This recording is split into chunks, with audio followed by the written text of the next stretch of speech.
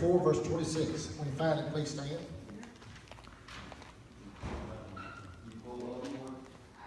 Second Kings 4:26. 2 Kings, chapter 4, verse 26. 2 Kings, yes sir. 2 Kings, chapter 4, verse 26.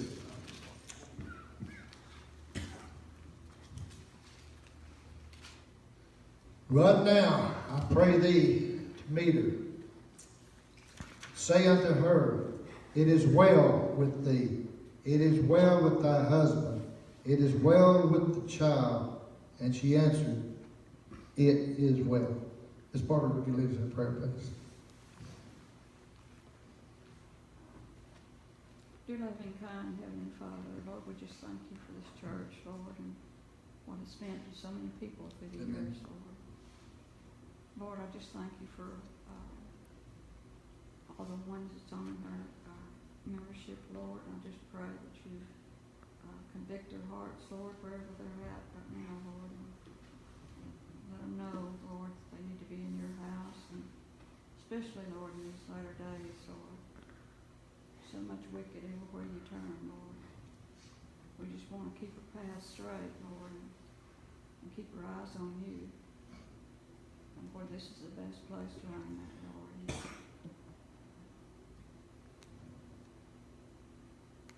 Lord, we just pray that you convict our hearts, Lord, of anything standing in your way, Lord, to use us as your vessel, Lord. Lord, I just ask you to anoint Ronnie right now, Lord, from head to toe, Lord. Help him stand behind the cross and in your word, Lord. And give us a message, Lord, that will help us with our life, Lord. And we thank you and we praise you, Lord. We praise you, Lord. Don't praise you enough, Lord.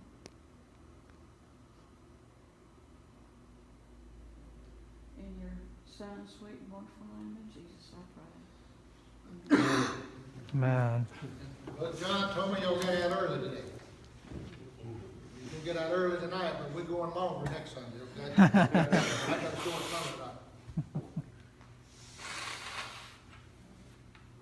And at the end of it, I want you to help me out on a song that's going to tie in with all of this, okay? This beautiful hymn was written by a man named Horatio Spafford. He said, who in the world is that? Gordon's first cousin. Horatio Spafford, after he went through so much heartaches and suffered tragedy. They were good friends. An old preacher who was very famous in the early days named D.L. Moody. He was good friends with him. So people that understand what I'm talking about. Horatio, his wife, was pretty well known in the 1860s in Chicago, and they claimed he was a successful lawyer and businessman. Him and his wife had 5 children, but they were no strangers to tears and tragedy. He lost their youngest son at the age of 4 to scarlet fever. This family here, if we go along, just on through the message, you're going to see they had a hard time. But they never did complain to God what had happened. I don't know if you see what all the suffering they had to go through, you thought about, man, God must have really had them in their mind right there, because he pulled them through it. We get a little frustrated when nothing real bad, what we think is the worst thing could ever done. We're getting persecuted and all that, but this guy did. It was a year later that a fire struck his real estate, his buildings. And they said he invested heavily in real estate back then on the shores of Lake Michigan. 1871, every one of these holdings was wiped out by the Great Chicago Fire. You've been reading up all that. And yet God in his mercy allowed the business to flourish once again. But aware of the toll that these disasters had taken on his family, he decided to take his wife and his 4 daughters on a holiday trip to England.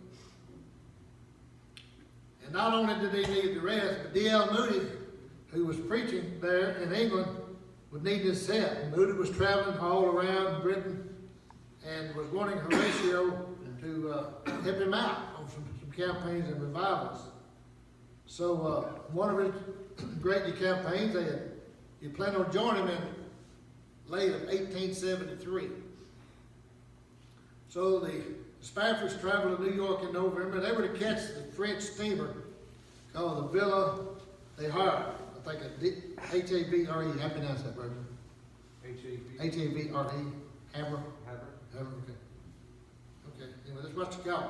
They didn't catch the Mayflower, they caught that one. So, across the Atlantic, but just before they get ready to set sail,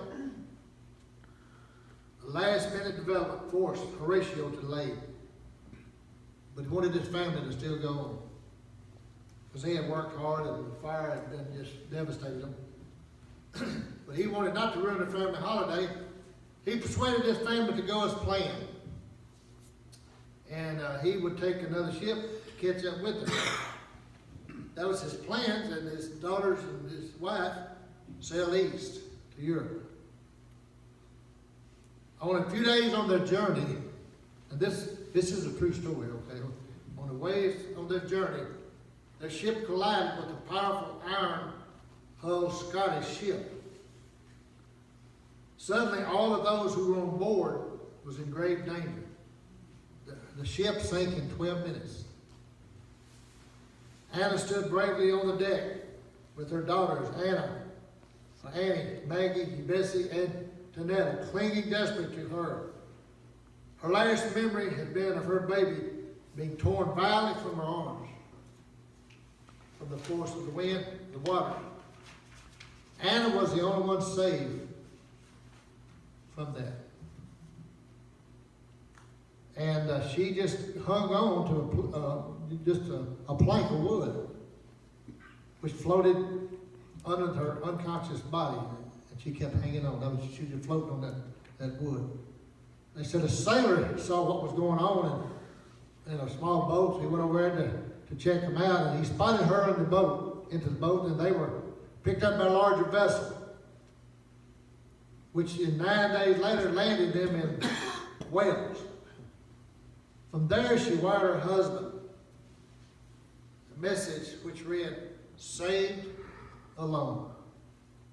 Saved alone. What should I do?" They said he later framed the telegram and placed it in his office. Another one of the ship's survivors, another pastor, later recalled Anna saying, "God gave me 4 daughters. Now they've been taken away from me. Someday I will understand why." You know, she never blamed God, did she? Never blamed God. There were 313 passengers on it, and 226 lost their lives. But Miss Spafford had been rescued. She was in despair. She heard a voice speak to her that said, "You were spared for a purpose."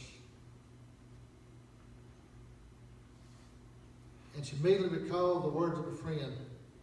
It is easy to be grateful when you have so much, but take care that you are not a fair-weathered friend of God. We never know when tragedy is going to hit. The people that was killed in the tornado last night, you know, that wasn't in their plans. You know, they died the next morning. They didn't know that would be the last day. They died. They lived in planet Earth. They said upon hearing the news, Horatio boarded the next ship out of New York to join his wife, Bertha Stafford. The fifth daughter of them explained that that was their other daughter, during her father's voice, the captain of the ship called him to the bridge, and she carefully told him, he said, "I believe we are now passing the place where the ship was hit. The water is 3 miles deep." They said he later came back to the ship to write the words to, "It is well with my soul." A tragedy surrounding the hymn didn't end there. Horatio and his wife returned to Chicago, and and gave birth to Horatio II, who would also die of scarlet fever in 1876. 2 years later, the couple gave birth to Bertha, who would write that her parents not only suffered the pain of losing their fortune and 5 children, but it was compounded by a crisis also of faith, were the children's death a punishment from God? That's what they got to asking each other, him and his wife. Did he no longer love them? Horatio felt himself in danger of losing his faith. You don't know what all was going through their mind or something like that, to lose those girls.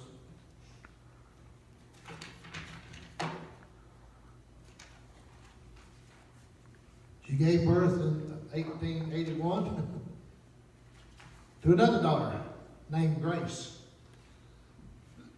And shortly before moved to Jerusalem, with Horatio explaining, Jerusalem is where my Lord lived and suffered and conquered, and I wish to learn how to live, suffer, and especially how to conquer.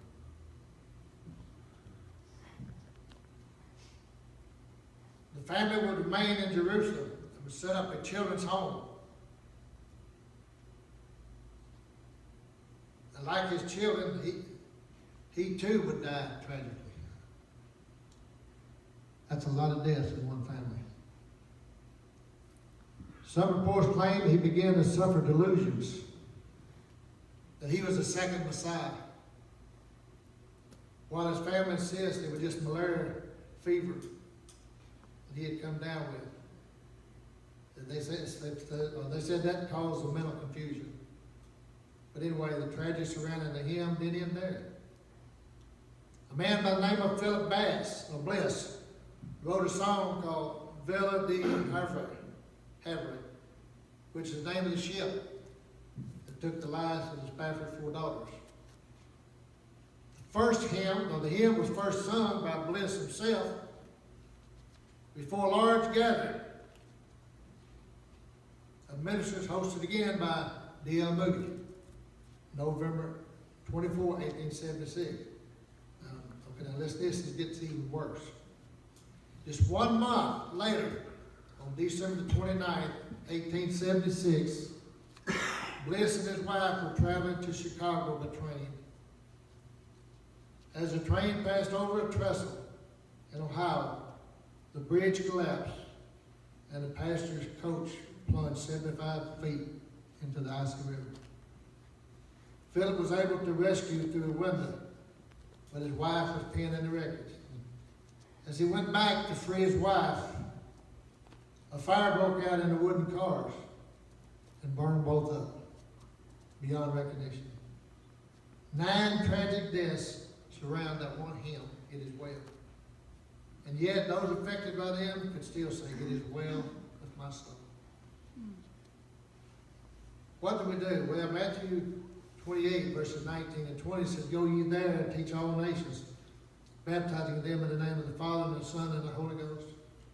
And verse 20 says, teaching them to observe all things whatsoever I have commanded you, and lo, I'm with you always, even unto the end of the world. John 14. I'm sure they hung on this scripture a lot, verses 1 through 3.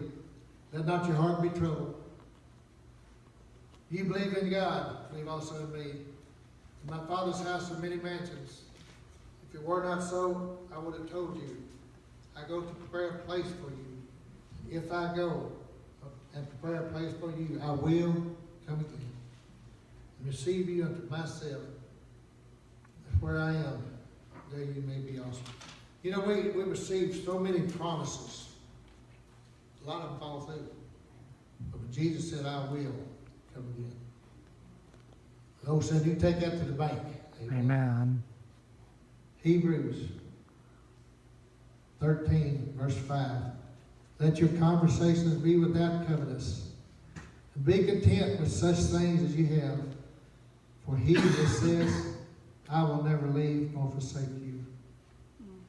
Deuteronomy 31, verse 8.